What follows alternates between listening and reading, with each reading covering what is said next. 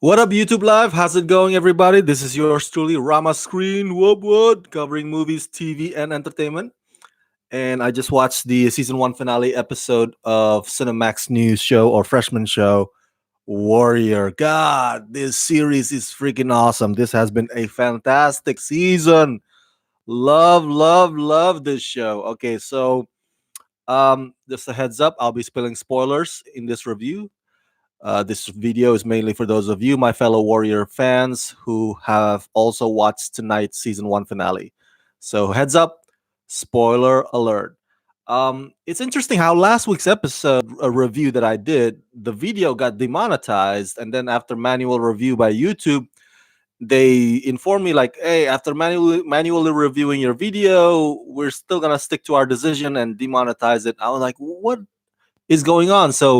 But instead of contesting it, I'm just too tired to deal with YouTube, man. YouTube has gotten too strict, and they gotten too like, we don't want to piss off advertisers, so they're like, trying to police everybody. I think though my theory is that because we were talking about last week's episode how the fight between Lee Young and Assam, and the whole thing with me comparing Myling, you know, killing one of the people around on her table.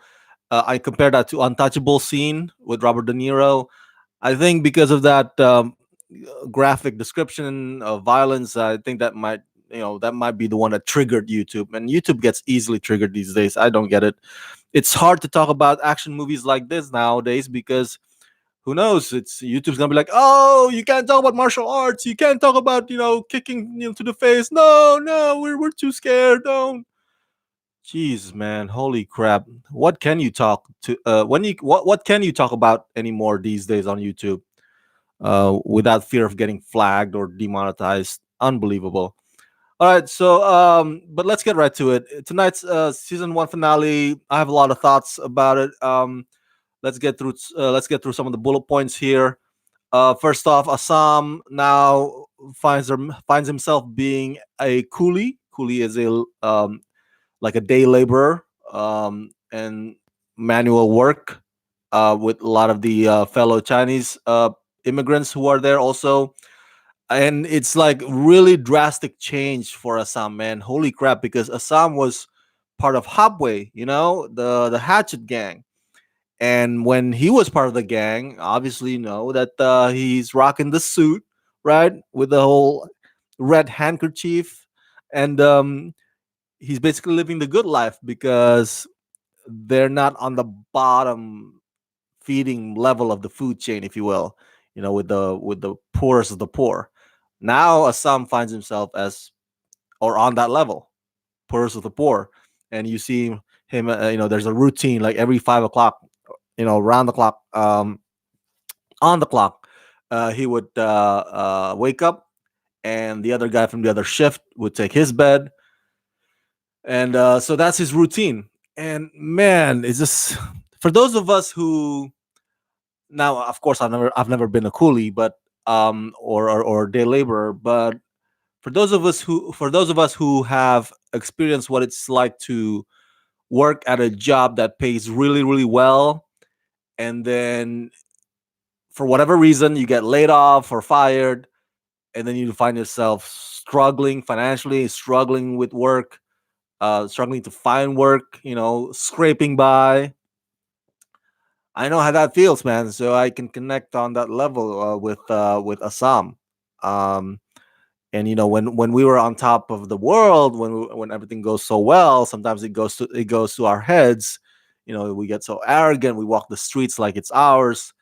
Um, and so in this episode, you see Assam humbled, and he really takes that seriously throughout this episode, right up until the end, of course. But throughout this episode, it's as if he it's as if he feels guilt, if you will, or a sense of like, hey, I have to pay my penance. So when when Young Jun comes by and and offers the job back to Assam. Assam's like, no, no, no, no, no, no. This is my place. This is where I'm supposed to be with my people. And there's another also Penelope Blake. Yeah, the one that Assam used to sleep with, the mayor's wife. She also offers a job. Like, hey, you can speak English. You can be a translator or interpreter. It's like you don't need to be here. You'll be invaluable to anybody that needs your skill. And Assam's like, no, no, no, no, no. This is where I belong. And it's like he's beating himself up, not necessarily because he lost the fight or lost the tournament, because I think I'm theorizing that he senses that he needs to go through this humbling process, and that he has to, like, he feels obligated, like, no, this is where I belong. I need to be here. So he keeps turning down all those offers um, because he has to pay penance. He's the kind of guy. He's one of those guys who, and you've come across these people. Maybe you are one of those people where you feel like you need to earn the stripes. Like if you haven't gone through the process, if you haven't gone through the rite of whatever, rite of passes, rite of responsibility, there's no shortcut.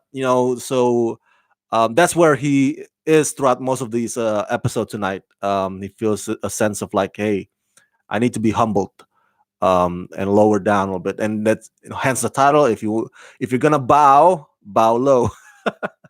um, it's funny, the story that, oh man, I keep forgetting the name. See, I'm still trying to remember all the name of.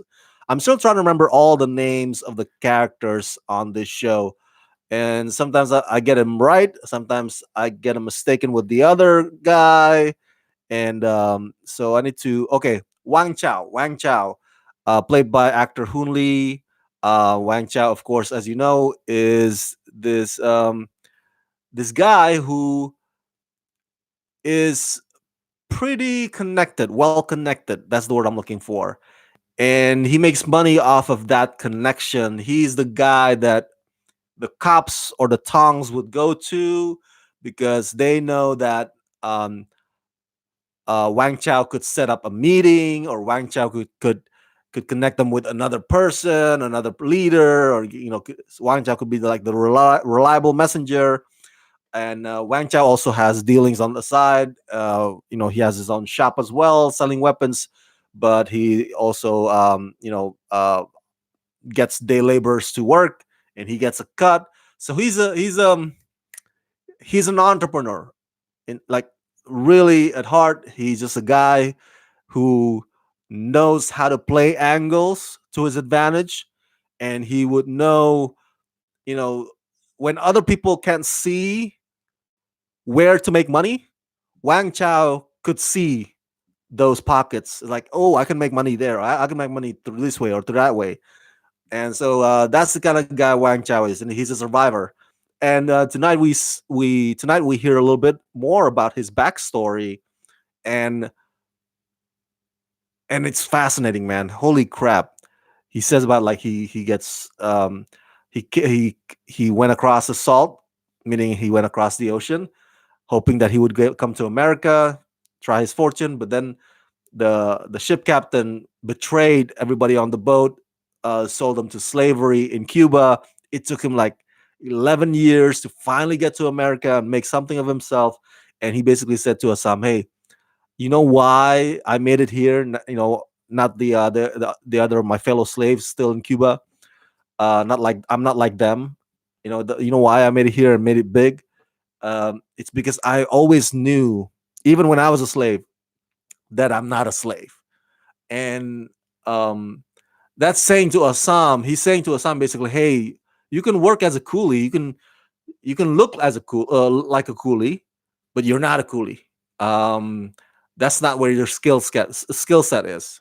So I think in some level, on some level, I think Wang Chao understands that Assam is going through this phase where he feels like he needs to pay penance or be humbled. But Wang Chao also tells Assam, "Hey, um, however long you want to go through this phase, just remember that you're not this, you're not it. And it's also quite the motivational thing too for the rest of us. I hear that story and I'm like, it's all in the mind, man. It's all about your mind. It's all about how you perceive yourself. If if if if throughout those 11 years in Cuba enslaved, if throughout those years that Wang Chao never once thought that he could be more, or throughout those 11 years if he you know kept getting beaten down to the point where he's like, you know what, maybe I am a slave. you know if that happened, then he would have stayed there. I mean, like, he would not have made it out of there and made it out to America. um it's all about the mindset, about the will. It's quite a it's an unlikely motivational speech, if you will, from the rather rough backstory of Wang Chao. Now, let's get to the next point here before I get to my last point. I want to talk a bit about what happens in this episode with Mai Ling. Um, if you remember last week, Dustin Nguyen's character, I believe his name is Zing. Zing, he's the leader of the Tang Feng Hai. My fellow warrior fans, you remember in previous episodes, Mai Ling kind of um, set it up in a way where I think the actual leader of the Feng Hai, who hated Mai Ling's guts, he got poisoned on her table, and then Zing took power. And in this episode, last week's episode, Zing beat up Lee. And some of you guys told me, because I was baffled when that happened. I asked you guys in the video, I was like, whoa, what's going on there? Why did he beat up Lee? Like, what did Lee ever do to him? Like, I don't understand why that is. And you guys told me, and thank you so much for informing me, that is because um oh trying to remember all the names. Let me get this right here. Officer Bill O'Hara. There you go. Because Officer Bill O'Hara owes the casino money run by Fang Hai, and even though he kills the fellow Irishman who works for the casino, it doesn't mean that his debt is eliminated. So now, and then you told me that that's the reason why they beat up Lee, to get to, or to, like, to send a message to Bill. It's like, hey, we can hurt everybody around you until you pay up. But in this episode, we find out tonight, I think, the reason why Zing told Bill in this episode that he did not need his money is because he's gonna have Bill repay Feng Hai, or repay the casino, or repay Zing in favors, or in another way. So basically, Zing has Bill in his pocket. So anyway, it leads to what happened in tonight's episode, where Zing basically stood up to Mai Ling. The cops. Here's the thing. It's also true to this day. When you hurt one of the cops, when the cops feel like, oh my god, they're attacking one of our own. That's yeah, you don't want to do that. Because the cops will, like, turn every stone in your neighborhood, man. um and back then, in today's world, with the whole body cam and everything, they can't easily just rough people up and get away with it. But they have their own way today also, of turning every stone their own. That's different from how it was back then, including this one, where they totally just ransack um, the Tong's opium business. Beat up every Chinaman they can find on the street. Arrest them. Indiscriminately. Like, they don't even care. Like, whoever, oh, they look Chinese. Like, we'll throw them into the jail. We'll beat them up right here, right now. And then, oh my God, what is this wagon? Oh, let's ruin them. So it's bad for business, right? But Zing doesn't care. Holy crap! Zing says to Mai Ling, he's like, "Hey, I don't give. If I have to hurt like 10 cops, I don't care." And then they go outside and they find out that Zing has the upper hand on Langzi. So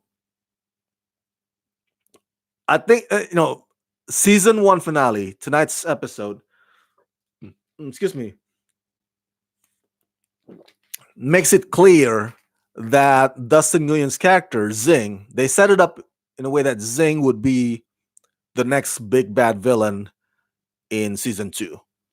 Um, because even Mai Ling is now pretty much at his mercy. Um, and we'll see whether or not that means Hapway and Longzi would become allies, unified against Feng Hai. Common enemy, the enemy of my enemy is my friend. Who knows? Or maybe things will get really, really bad to worse in season two, so much so that Mai Ling might even go to her brother for help, against Zing. Um, by the way, Dustin Nguyen, the 21 Jump Street actor, who is now looking much older and much more intimidating as Zing. He has been promoted to series regular. In season one, he's just recurring, right? He doesn't get a lot of lines this season one. He stays quite kind of quiet most of the time. But I read that he's gonna be part of the series regulars, so you'll see him more or in every episode probably in season two. You'll see him also in the opening title, opening credit. You'll see his name as part of the cast. So it's gonna be really, really interesting. Zing being the guys like, and then also that also speaks to the humbling of Mai Ling. I mentioned the humbling of Assam earlier, but because early on in this episode, Mai Ling and Father June agreed on their territories. It's like their new territories now because Longzi won the tournament. And if you notice, Mai Ling kind of, what's the word I'm looking for here? Kind of pushes some more, like kind of tests, like, I think we get that other territory too. Like that's not just it. We get this part as well. I'm paraphrasing, of course. And then Father June, of course, he doesn't buy that bullshit. And he's like, no, that's not what we agreed. That's not how I understood it. I see what you're trying to do here, Mai Ling. You're not playing me. So my point is, Mai Ling um is getting to her head the fact that she won the tournament, and now she's in power, and she's like, oh, I don't want to just bite or have a bite of the cake. I want to eat it too. So she needs to be careful, man. She needs to like pump the brakes. She's got into power, and you don't want to ruffle feathers that you don't necessarily need to ruffle. And now that Zing pretty much kind of you know uh, shows her and Leong who's the actual bosses, so that's the humbling of Mai Ling. It's like, oh, she thinks he's all that. She thinks he's on the top of the world, and then Zing comes along. It's like, what? Come on. Psh, I'll show you how it's done. So that's the humbling of Mai Ling for you. Um, Two more things on my notes. The second to last, let's talk about the fight scene. Oh my god, the fight scene in the factory run by Penelope Blake's dad. The reason, let me give you the context. So basically, as you know, Penelope Blake's dad betrays Leary, the leader of the Irish folks. Instead of employing Irish laborers, he then fires them and employs the Chinese laborers instead, because his hands kind of get twisted by Buckley. Buckley works for mayor, and Buckley is the guy that is the asshole basically. So he's the one responsible for, or he's the one that tells Penelope's dad, "Hey, you gotta hire Chinese laborers; they're cheaper." And so Leary led the Irish folks to the factory to beat up on Chinese folks. The hands, they hurt the hands with a hammer. And of course, because Assam is there as a coolie, as part of the labor, he steps in, and bam, the fight scene, right? He fights these Irish guys. And I must say, again, it's very well choreographed. Throughout this season 1, I have little to no complaint about the fight scenes or the fight choreograph in Warrior. So tonight's episode is no different. All right. There is one slight that happened in tonight's episode that makes me like, it's when that guy, one of the Irish guys, gets kicked, and I guess gets pushed or kicked, and he finds himself in the furnace. So he's all on fire and everything. I'm like, that part is so not well staged. It's the setup is kind of weak for that one, and you can tell that they just the filmmakers is like, you know what, we have a furnace here. Let's have somebody be on fire. Let's just for shock value sake. There was no need for that to happen. Really, no need for the guy to just stumbles upon the furnace. So that part was kind of like silly to say the least. But the fight does end with a little bit of a tease, just a tiny tease of Assam versus Leary. Oh my god, that was amazing! I wanted more of that. When I think it only lasted for like less than a minute. A few moves here and there, and Leary is freaking strong, man. He's like a brick wall. You see Assam keep punching like Leary like in the face, in the chest, but Leary's like an immovable tractor, whatever you want to describe him. Man, that guy. And I mean, Assam puts up quite a fight as well. So he lands some blows on Leary, Leary. So it's not just like one-sided kind of fight, but man, it's uh, unfortunately the police breaks it up, or the police comes and they had to like stop the fight. But that makes me want to like, oh, come on, we want more of that, please. So season 2, we're gonna see more clash between Leary and Assam, which is like, my reaction is like, it's about time, because season 1 we don't really see them share a lot of screen time together. So now it's like, boom, happens just under a minute or a few seconds, and maybe that's the show's or the writer's way of like, oh hi, just a drop of blood, you sharks. Yeah, I'm just gonna give you guys a taste. If you want the whole entree, come back for season 2. You sneaky bastards, the writers of Warrior.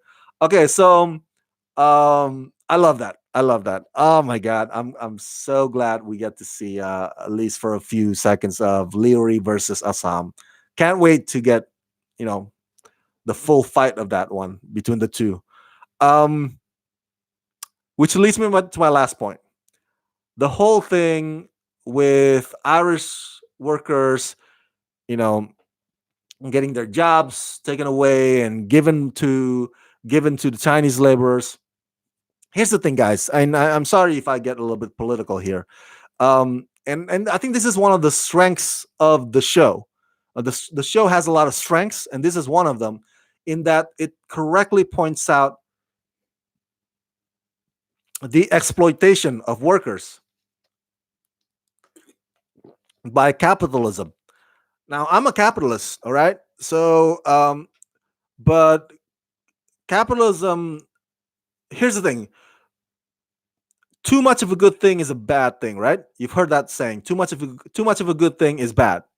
So too much capitalism, or if capitalism runs amok or runs wild, because the thing is, capitalism, relies If capitalism runs amok or runs wild, the result is workers' exploitation. Like, if there's a choice to pay workers as little money as possible, or maybe no money at all, to the point of enslavement, if it means growing the profit for um, the executives or the shareholders, capitalism would do that. It would. That's why we need referee, and referee is where the government comes in.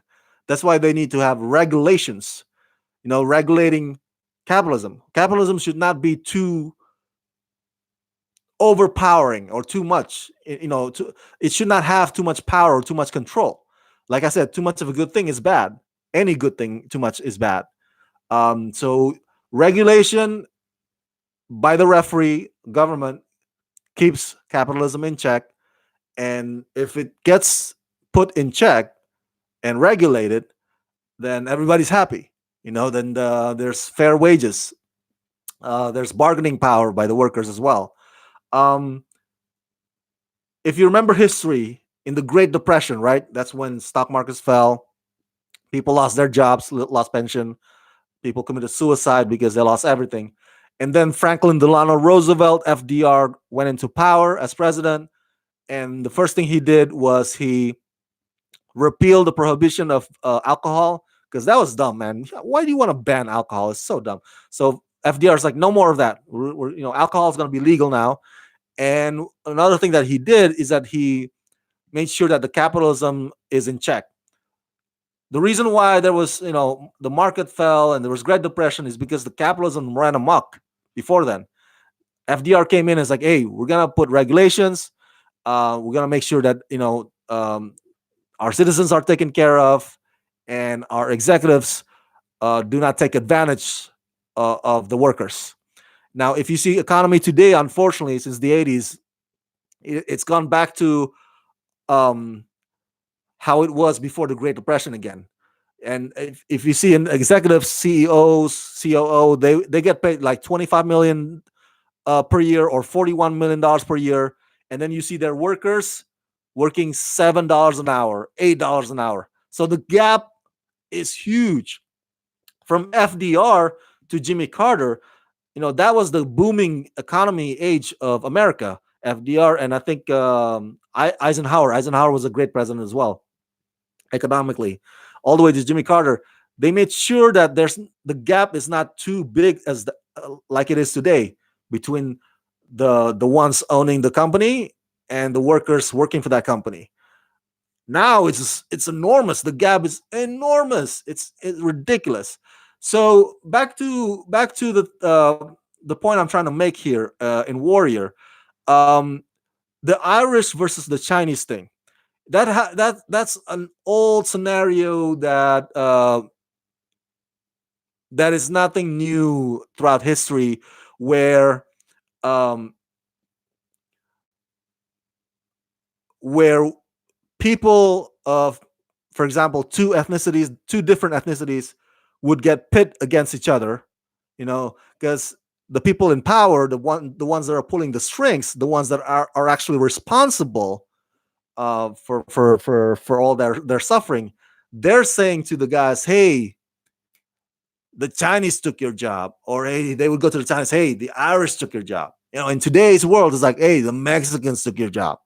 Blame them, blame that guy, blame those guys who don't have power and who actually just want to, send money back home to their family and feed their family. Blame that guy. Not Don't blame me, the powerful ones who actually pull the strings and pit you guys against each other, and so I can get richer and you guys can stay poorer. Um, don't look at me. Don't look up. Look down. Blame each other. So um, that's why I said this is one of the strengths of the show. It really illustrates that whole ordeal with capitalism, exploitation of workers, and how the powerful take advantage of the powerless.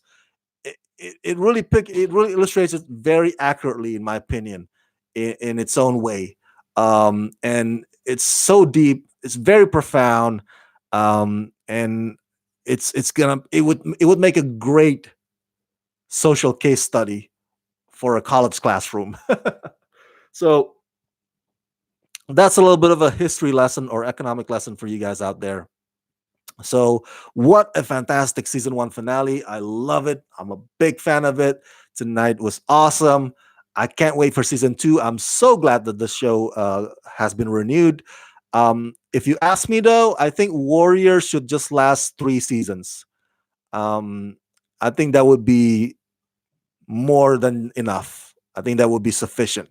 I just can't see how the story would go on past season three.